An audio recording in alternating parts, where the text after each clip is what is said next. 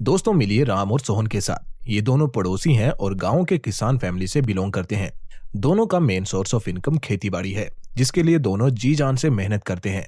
लेकिन दोनों के बराबर मेहनत करने के बावजूद राम सोहन से कम अर्न करता है। और ऐसा क्यों है, चलिए जानते हैं।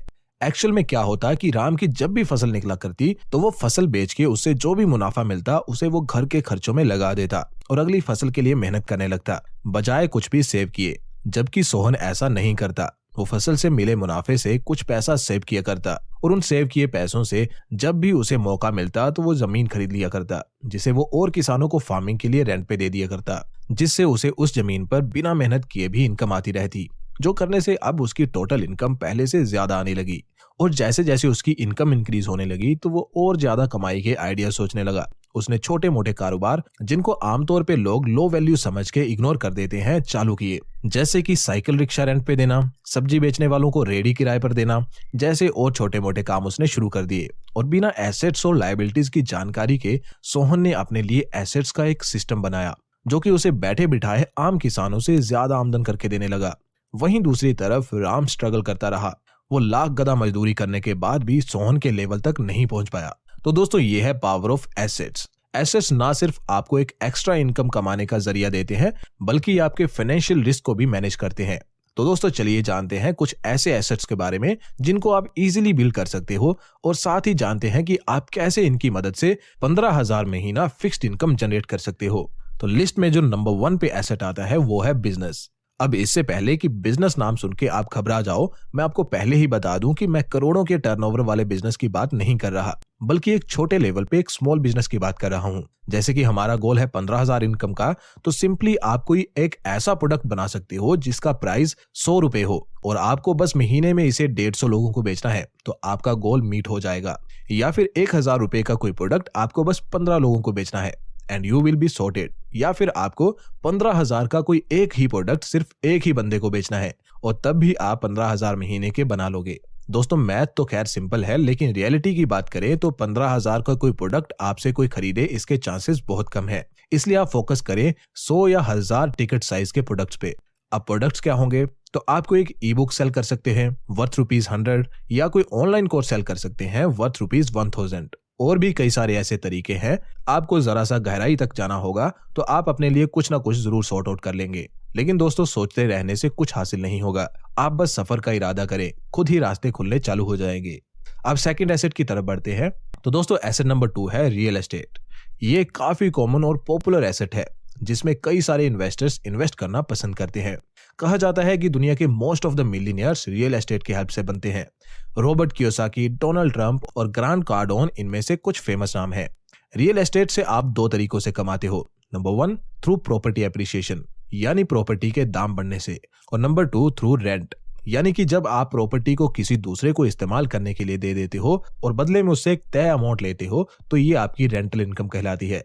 एक अच्छी प्रॉपर्टी अच्छे प्राइस पे कैसे खरीदें और उससे कैसे महीने के 15,000 रुपए कमाएं, मिस्टर कुमार आपको सिखाएंगे। मिस्टर कुमार के नेबरहुड में एक अपार्टमेंट था, जो कि था तो बढ़िया, लेकिन उसे कोई भी खरीदने को रेडी नहीं था, क्योंकि उसके सामने एक ओपन सीवरेज था जिसमें से 24 घंटे गंदी स्मेल आती रहती थी। मिस्टर कुमार ने इस समस्या को अपॉर्चुनिटी के रूप में देखा और उन्होंने उस प्रॉपर्टी को सस्ते में खरीद लिया। कुछ पैसे खर्च करके उन्होंने उस ओपन सीवरेज को बंद करवाया और जल्दी ही उस अपार्टमेंट के लिए किराएदार भी मिल गए और इजीली मिस्टर कुमार को मोर देन 50,000 की इनकम हर महीने उस अपार्टमेंट से होने लगी। और क्योंकि उन्होंने सीवरेज बंद करवा दिया था, इसलिए उस अपार्टमेंट की वैल्यू भी काफी तेजी से बढ़ने लगी। उसकी कीमत इंस्टेंटली डबल हो गई। तो दोस्तों आप भी ऐसी प्रॉपर्टी खोज सकते हैं अगर आप रियल एस्टेट में इन्वेस्ट करना चाहते हो तो। लेकिन अगर आपके पास रियल एस्टेट में इन्वेस्ट करने के लिए बड़ा फंड नहीं है और फिर भी आप रियल एस्टेट में इन्वेस्ट करना चाहते हैं, तो नेक्स्ट एसेट आपके लिए ही है। एंड दोस्तों एसेट नंबर 3 है रीट्स, या फिर रियल एस्टेट इन्वेस्टमेंट ट्रस्ट। रीट्स क्या होते हैं पहले जल्दी से समझ लेते हैं राहुल की मदद से। राहुल रियल एस्टेट में इन्वेस्ट करना चाहता था, लेकिन उसके पास इतने फंड्स नहीं थे कि वो किसी प्रॉपर्टी को अकेला खरीद पाता। इसलिए उसने अपने कुछ दोस्तों को कन्विंस किया कि वो भी उसके साथ मिलकर उस प्रॉपर्टी में इन्वेस्ट करे, और ऐसे वो और उसके दोस्तों का एक ग्रुप मिलकर एक प्रॉपर्टी खरीद लेते हैं। अब जितना भी वो लोग उस प्रॉपर्टी से एक साल में कमाते हैं, उसे वो आपस में बांट लेते हैं। और दोस्तों ऐसे ही रीट्स भी वर्क करते हैं, जिसमें ग्रुप ऑफ इन्वेस्टर्स मिलके एक कंपनी को पैसे देते हैं ताकि वो कंपनी कोई अच्छी प्रॉपर्टी उनके बिहाफ पे खरीदे, उसको मैनेज करे, सब कुछ ऑपरेट करे और जो भी इनकम हो उसे इन्वेस्टर्स में रिस्पेक्टिवली बांट दे। एंड दूसरा तरीका जिससे इन्वेस्टर्स रीट्स इन्वेस्टमेंट से बेनिफिट लेते हैं वो वही है प्रॉपर्टी के दाम बढ़ने से। कंबाइंड आपको 10 to 12% के रिटर्न्स मिल सकते हैं इफ यू इन्वेस्ट वाइजली। दोस्तों नेक्स्ट एसेट है फार्मिंग लैंड।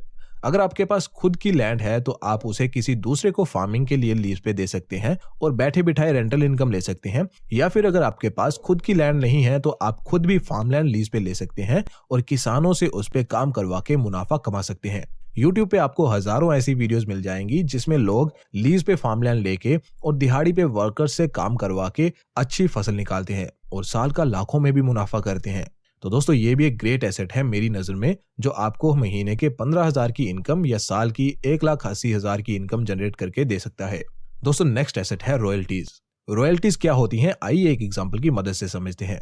1819 में जन्मे एक अमेरिकन सिटीजन जिसका नाम था इलियास होवे एक दिन अपने फादर के साथ अपने फार्म में गया, जहां उसने अपने फादर के फ्रेंड्स को कहते सुना कि जो कोई भी एक प्रैक्टिकल सीविंग मशीन यानी कपड़े सिलने वाली मशीन इन्वेंट करेगा वो दुनिया का सबसे अमीर इंसान बनेगा। इलियास ने यह बात कुछ ज्यादा ही सीरियसली ले ली और उसने दुनिया की पहली सेविंग मशीन इन्वेंट कर डाली और उसे अपने नाम पे पेटेंट भी करवा लिया, लेकिन उसमें कुछ खामियों के चलते वो उतनी फेमस नहीं हो पाई। देन एंट्री हुई एक और इंसान की जिसका नाम था आइसाक सिंगर। आइसाक ने इलियास की सेविंग मशीन में कुछ इंपॉर्टेंट इंप्रूवमेंट्स किए और फाइनल प्रोडक्ट रेडी कर लिया और यही फर्स्ट सेविंग मशीन थी जो वर्ल्ड वाइड फेमस हुई। लेकिन 1854 में ये मैटर कोर्ट तक पहुंच गया और कोर्ट ने ऑर्डर पास कर दिया कि ये पेटेंट इलियास का है, इसलिए आइसाक को मशीन के हर बेचे गए पीस में से $25 की रॉयल्टी इलियास को देनी होगी, जिसने देन इलियास को वेल्दी पर्सन बना दिया। इवन इतना वेल्दी कि उनकी नेटवर्थ को अगर आज से कंपेयर किया जाए तो वो आज के 4th रिचेस्ट पर्सन होते। तो दोस्तों रॉयल्टीज इस तरह का मैजिक कर सकती हैं आपकी लाइफ में, और ऐसा नहीं कि आपको सेविंग मशीन या इस तरह की कोई धुआंधार इन्वेंशन करनी होगी पैसा बनाने के लिए। आपका कोई ओरिजिनल कंटेंट, एक बुक या फिर कोई बैकग्राउंड म्यूजिक भी आपको रॉयल्टी इनकम जनरेट करके दे सकता है। दोस्तों now sixth and last asset है स्टॉक्स। स्टॉक्स जो अच्छी ग्रोथ के साथ साथ अच्छी डिविडेंड यील्ड भी प्रोवाइड करती हूँ। यहाँ वर्ड डिविडेंड यील्ड बहुत ही इंपॉर्टेंट है, बिकॉज इसी से आप पता कर पाओगे कि कोई कंपनी डिविडेंड के रूप में आपको कितना मुनाफा पहुंचा सकती है। आइए एक एग्जांपल के थ्रू समझते हैं। दोस्तों ये एक कंपनी है कोल इंडिया, और अगर आप इसकी डिविडेंड यील्ड चेक करें तो ये 8.69% की है। तो इसका मतलब ये हुआ कि ये कंपनी आपकी इन्वेस्टेड मनी पे 8.69% का डिविडेंड पे करेगी। और सिंपल तरीके से समझाऊं तो मान लो आपने कोल इंडिया कंपनी में 1 लाख रुपीज इन्वेस्ट किए हैं, तो 8.69% डिविडेंड यील्ड के हिसाब से साल का इस कंपनी से आपको 8,690 रुपीज का डिविडेंड रिसीव होगा, जो कि डायरेक्टली आपके बैंक अकाउंट में आपको रिसीव होगा।